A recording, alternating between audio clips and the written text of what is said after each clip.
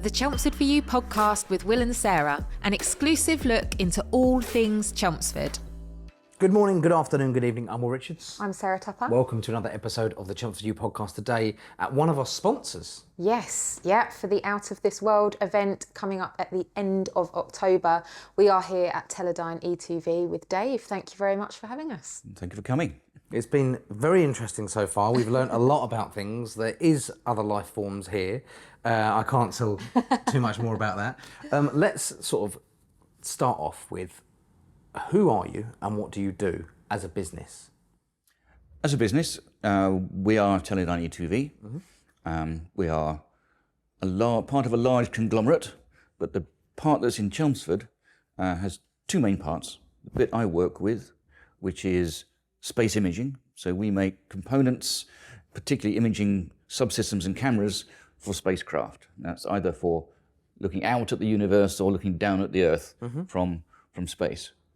The other half makes high-power radio frequency components, which generate the power that makes radiotherapy machines work for cancer treatment. Right. So they have a big business there. So those are the two main areas of what we do here. Okay. You'll start to very quickly understand why we're in partnership on this particular event in October. Yes. Because you're Super Space Cool Dude.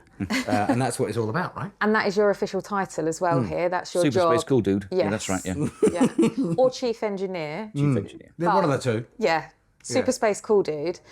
You actually gave us some really incredible stats earlier, and particularly going back to the radiotherapy with the cancer treatment and the machines used and the components. It's around 90% of the world's... 90% of the world's radiotherapy machines use our components, are powered by our components. So, there is a difficulty if there was a problem in Chelmsford. Of course. There would be a glitch in the world cancer treatment. But there won't be. No, but there won't be. Don't worry about that. Protocols are in place. We're Everything fine. will be fine. Just making a point. So there's some incredible things you guys do. You make various different cameras, different equipments to see through things, into things, around things, from the depths of the ocean to the heights of... Oh, wow, I've done that. That was brilliant. From the depths of the oceans to the heights of the galaxies above us, right? So one question that we've got to ask you, what is the most entertaining or exciting part of your job? Wow, entertaining and exciting. I guess the most entertaining part, the bit that makes it interesting, is that it's completely global. End up speaking to people across the whole Earth, be it in China, Japan, America, all across Europe. Almost every day I speak to somebody in a different country, in a different continent. Yeah. And yet, we're still talking the same language. It's a community of people who work in space imaging. Yeah.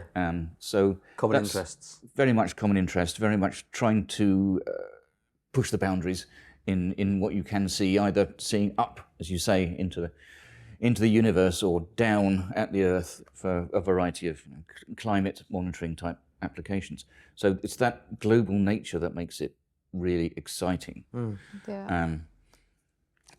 Entertaining, obviously, is mostly about the people who are generally not entirely sane. That's all part of it, though. This is the common interest. Because I might be wrong here, but this isn't a job that you necessarily would fall into. It's something that you target to achieve, or at least this industry is something you know you want to work in. Is that right? Yes, to an extent. But what tends to happen, space can be considered as quite sexy. It's an easy sell to a bright young physicist or electronics engineer, or something, that you want to work in the space business. And making cameras that look up and down is also good because it makes nice pictures, and selling something on the basis of nice pictures is much easier than selling it on the basis of, well, you get to write some really cool code. And so getting people in the first place on that basis is relatively straightforward. Yeah. The tricky bit then is convincing them that this day-to-day stuff of really writing really cool code, or whatever else they're doing, is still part of this really exciting, sexy business. And it's well worth taking that step back as often as you can and saying, okay, I came to work today and I did this, this and this, and I typed some keys and I wrote a letter about this. Actually, that was part of this greater business, which is enabling the humankind to see further, which is about our strap line, if you like. Yeah, I was then that's gonna what say, we're doing. I think that's the whole thing, though, isn't it? Like, particularly around space, is that there's just this mystery, and it's all unknown. for Dave. Well, exactly. Anyone that knows works too here. much. But I think people I would imagine people want to get into that to kind of uncover the truth and learn more about it and like understand more about what's out there, and particularly around imaging and things like that with the cameras and actually being able to see more. I find it so fascinating and particularly just incredible that this is here in Chelmsford. I know. Like, We were discussing wow. earlier on this scale. It's 20 acres. Of that order, yes. 20 acres roughly this entire business is built on, and it was first built here when it first started in 1982. Well, the business that's here started in 1947. Right. Didn't do space imaging then, but it's grown since then. We started doing the space imaging activity in about 1985. Right. And it's been pretty much continuous and growing since then. Yeah. And the scale of this place, you can find images online, I'm sure. The bird's eye view image up here is incredible. I knew that it was a larger space. If you're a Chelmsfordian, you'll drive past this and always wonder what's going on. You might have seen the helicopters around. I'll say no more than that. But yeah, it's really, really interesting to see how big of a scale that this entire place is. Something I wanted to touch base on that was really interesting. Obviously, you do space imaging. Do you have the ability or have you had the access to be able to utilise that equipment yourself to be able to look into space? Have you had that opportunity? To an extent. I mean, what often happens, these space projects that we work on and to develop these things and send them to our customers who integrate them into spacecraft and send them up, it can take a long time. You know, a big science mission can be 20 years from when we start to get involved to when it actually starts giving data back. But in practice, the data comes back on a downlink to a down station somewhere, is sent as data to a data hub, and then we get to see the data. So we usually get to see what's called first light data, the first stuff that comes down, just to check that everything's okay. Yeah, of course. Generally speaking, if everything's okay, that's the last we have to do with it. Yeah. We only have to have any more involvement if everything isn't okay. Yeah. Unfortunately, that happens very, very rarely. Oh, good. Well, obviously you established business, so hopefully that is the case. Doing your job. Do you believe there's other life forms in the universe? You mean other than on Earth? Yes, I think I probably do. Believe is the wrong word. I think there's a very high probability. Yes. Yeah. Okay. Interesting. Yeah. What they look like, no idea. What have you seen? Well, yeah, there are some pictures that we Will is don't show you. literally- Yeah. Yeah. Itchy. He's like, are there aliens? Are there aliens? Are there aliens? There are. I mean, are there? I don't know. Who knows? Someone's got to give somewhere. Well, We'll have to it is a very big question. I mean, one of the projects that we just started working on is a NASA mission, the next big NASA mission, which is not due to launch for another 20 years, Right. which is called the Habitable Worlds Observatory. And it's going to be looking to discover other habitable worlds around other stars and try to work out what their atmospheres are like and so on, to see just where else there might be life and what sort of life it might be. love this. It's really being worked on. Yes. Okay. 20 years. We'll hopefully still be alive. Hopefully. I'm 32, Sarah. I will be. Anything could happen. Yeah. Right. You're asking the wrong questions. Yeah, fair point. This chair could fly back at any moment. If there's any young or older people watching this that would be interested to find out more about, to look into that world, if you like, what resources would you suggest people look into? Is there certain things or websites you can look at? Well, most of the world's space agencies, of which the main two that we would deal with European Space Agency and NASA, but there are many others, have huge websites with massive resources on there. If you want to know the background to the missions, you want to know what missions there are for science and Earth observation and that sort of thing, there's a huge amount there. And don't just be satisfied with the, if you like, the sales pitch that they will give you. You type NASA and get NASA come up, or European Space Agency. Don't be satisfied with that. There are literally millions of pages behind that if you're prepared to dig enough. And there's a huge amount of data. And there's also a massive repository of images from our detectors, actually, from our cameras. Yeah. There from all sorts of different missions, be it looking at the Earth or looking at other planets or looking at the universe. If you're prepared to look, There are massive amounts of data there. Is this something you've done yourself? Oh, yeah. I mean, that's one of the great things. And although many people in the space industry, as it would be known, do lots of good work like we do, we have the privilege of making parts that make the pictures. Yeah. And so if you were to look at any of the Earth observation pictures from the European Space Agency, they would have been made with our systems. And NASA makes daily pictures, or many times daily pictures of the sun. So there's a mission called the Solar Dynamics Observatory, which has been flying for getting on 20 years now, which provides daily pictures of the sun in various wave bands, and you can see the coronal mass ejections and things going on and sunspots moving around, and they make videos of what the sun's doing over time. They can give you a picture of the sun every day for the last 20 years. If you want a picture of the sun on your birthday, you can go for that. Look at the website, it's all there.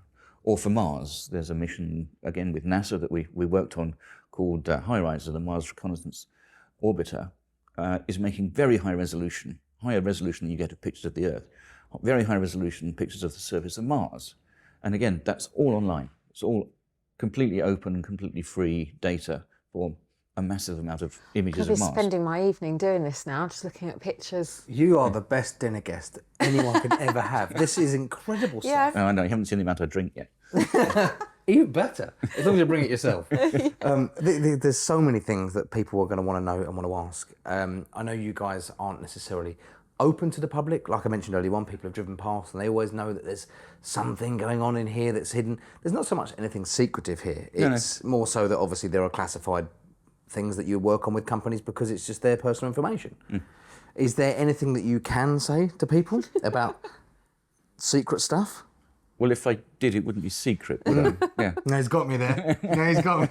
Oh, that's fair enough. Not sure what you're expecting the outcome of that I'm question trying, to guys. be. I'm trying to help you out here. Honestly, we've been here a couple of hours and he's trying so hard to get secret information. Some of the stuff I've already told you is secret. I'm just not going to tell you which bits. Right. Oh, goodness. Right. Okay. Interesting stuff. So, October. Yes. We're at the end of October. There's lots of things happening around Chelmsford City Centre. Yes, very excited to be bringing Out of This World back. So obviously a really nice space-themed event where we are kindly sponsored by Teledyne. We're going to have a planet trail around the city centre, lots of really exciting things for people to come in and see, but also some activities within different businesses around the city that people can try. Everything will be available to see on our website, chelmsfordforyou.co.uk. But another exciting element is that we are partnering with the Chelmsford Science Festival as well and running some activities on the first couple of days of half term. And the theme this year for the Chelmsford Science Festival is planetary health, which leads nicely into my question, actually, because here at Teledyne, you run I'm going to say this wrong, so I'm going to ask you, is it the Clear Up programme? Well, there's activity, of course, because space is getting increasingly busy. Okay. We need to make sure that some of the things that shouldn't be there aren't. So there are lots of bits of old spacecraft lying around. I was going to say, what's it busy with? What's up there? Yeah, it used to be the case until very recently that if you launched a spaceship and eventually runs out of fuel and ends up getting stuck in orbit and just goes around and maybe one day comes down or doesn't or crashes into something. Nowadays, there are rules, not always observed by everybody, that you have to bring something down if you put it up. Okay. But there's still a lot of junk up there. And so there's increasing activity now for removing debris from orbit. Wow. And so there's activities involved which require imaging sensors to find out where these things are. So we're involved in programs to go find these things and then find out how to bring them down in a controlled fashion so they don't cause trouble. That's the difficult bit, isn't it? Well, it's all difficult. It's like a whole new version of litter picking. Well, I guess... Well, it is very much like litter picking, yes. You've learnt from, well, not you personally, but people have learnt from the mistakes we made with the sea. It's very similar, actually. Okay. Yes, very similar. Do you think this is part of the reason, I don't know if I'm going to say the wrong thing here, but SpaceX, they have successfully, a few times, launched rockets that are returning rockets. Yes. I don't know what the terminology for it is. Yes, it's reusable. Reusable. Yeah. What's your outlook on them? Are they... I think it's fantastic. They're doing great things? Absolutely. It's revolutionising space, or access to space. they've hit a sweet spot as well, or maybe they've enabled the sweet spot. Now, the space industry is going through a revolution where access to space is getting cheaper and much more frequent. And the amount of players who want to have space assets and the people who want to have the data from those assets is increasing exponentially. So a massive increase of private investment into use of space, which is changing the world, the way the world uses space immensely. And it's only really just taking off now, but it's changing very fast. And SpaceX is at the forefront of that. And it's one of those stories where the capability was required and they brought it on just in time. And as it turned out, other space launch capabilities were having trouble at the same time. So Ariane 5 had a problem, so European Space Agency had a problem with the launch capability. Due to, shall we say, geopolitical things, the access to Russian launches disappeared. Right. And Russia was one of the largest launchers. So there was a gap, and SpaceX has really filled that. So and they've enabled this revolution to happen. So just to quickly jump back a couple of seconds, when we were talking about effectively litter picking in space, obviously we know the dangers to the Earth, we know the dangers to the sea with things like that. What are the dangers to space by having old bits of spacecraft up there? What's going to happen? There's a variety of issues. When there's the obvious things, like if they come down in uncontrolled fashion, they could hit you on the head. That's very unlikely. It's very unlikely. Don't worry about it too much. But it could happen. Sleep tonight. But there are a couple of scenarios which are quite unpleasant. Firstly, more and more things are being launched. Okay. And the various useful orbits around the Earth are getting busier and busier. If the junk hits something, it makes more junk. You end up with more and more debris. You get a sort of chain reaction of one bit hits another bit, hits another bit, and you end up with potentially some of the more useful orbits being unusable because there's just too much junk there. Yeah. And in particular, there are things like what's called the geostationary Earth orbit, which is where most of the telecommunications satellites are. If that goes, we've got a real problem. So clearing things out of there would be really useful. The other problem is that because these things are there, it takes a lot of effort for people who design and build spacecraft and launch them to know where the big bits are that they have to avoid. And a lot of effort is taken in moving spacecraft around in their orbits to miss the junk as it comes past. And Probably because there's no gravity. Well, so it can just come flying at you. Well, there is gravity, but they're in orbit. So that's we won't go there. Yeah, Will. Well, no, but there's less gravity. Yeah, less gravity. We'll go with less gravity. This just completely blows my mind, all of it. It's making my little head hurt. Spacecraft need fuel to maintain their orbits, and if they have to use fuel for manoeuvring to avoid junk, it makes them more expensive to run, or they live less time. So it's well worth doing. Right. Okay. I think we should go forward to the questions we mentioned earlier on. Yes, looking forward to this. These are specifics for you. Well, thank you.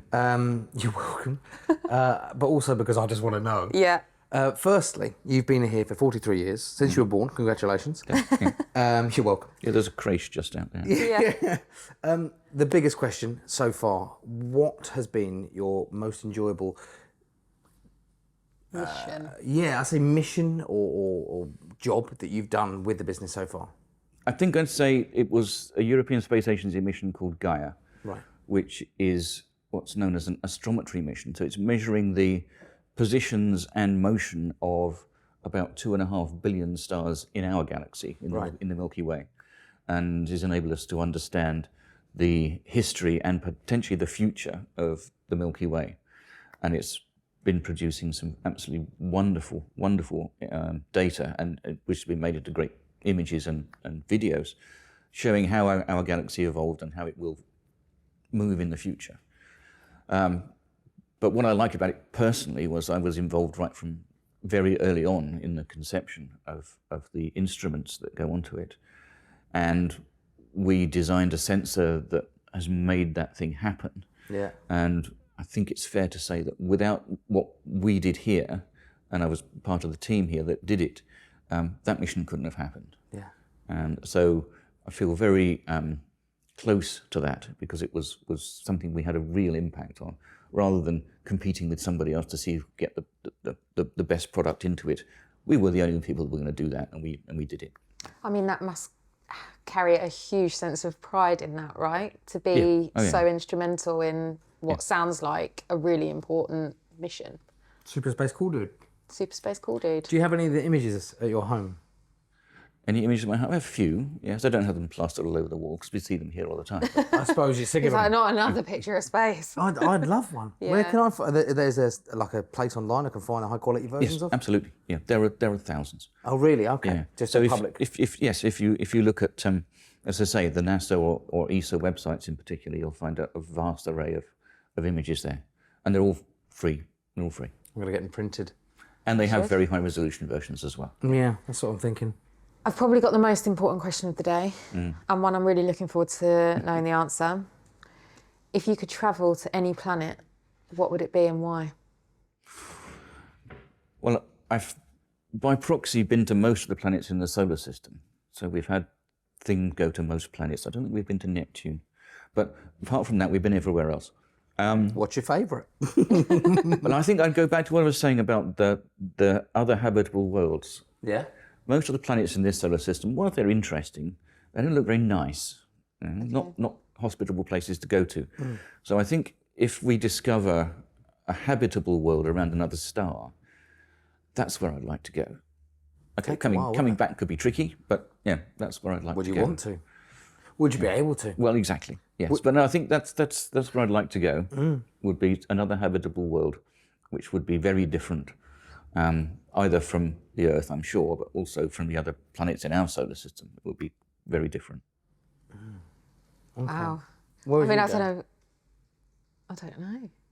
I don't know enough about them. I feel Yeah, like I I don't need to either. go and become a super cool space dude. There's a lot of interest in Mars. I've noticed that. Well, so you've got lots of choices in our solar system. You can go to somewhere far too hot to be comfortable, like Mercury. You can go to a nasty gassy planet like Venus, which its atmosphere will flay your skin. You go to somewhere sort of dusty and dry and hot and cold like Mars. You can go to Jupiter, which is again a gas giant and probably very, very windy and unpleasant. You can go to Pluto, which is a very, very long way away and think that pretty existed chilly. anymore. None of these sound very much fun, do they, really? So that's why I said I'd rather go to another habitable world, Yeah. where at least I can recognise something that looks like it might be somewhere I'd like to be. He knows that something else exists. I think you do. How far away are we talking? Well, it's going to be at least 4 light years, but it's probably more likely to be 40 or 50 light years, I guess, maybe 100. So I'd have to be frozen to get there, obviously. Yeah. I think. Well, you want to recap on the dates of this the event? Yes, of course. So it's in the city centre during October half term, which is the 28th of October through to the 3rd of November. Loads of stuff going on. So for all the details, please check it out on our website, which is chelmsfordforyou.co.uk. And other than that, we'd just like to say a massive thank you to Dave for having us. Super cool space dude. Thank you. It's been very interesting. I now have a new job title. Thank you. Yeah, I think you have, in my personal opinion, been the most interesting podcast guest today. And I can say that because everyone else that's been a guest with us would agree with me. Yeah, I Because think so. there's so much more to talk about. So maybe one day we'll have another chat with you. By all means. Past the watershed. When we'll be zooming from your new planet. Good idea, yes. Well, Dave has been fantastic and a super cool space dude. I've been Will Richards. I've been Sarah Tupper. And I'm David Morris. We'll see you very soon on the next one. The Chelmsford For You podcast with Will and Sarah. Get involved, like, comment and share.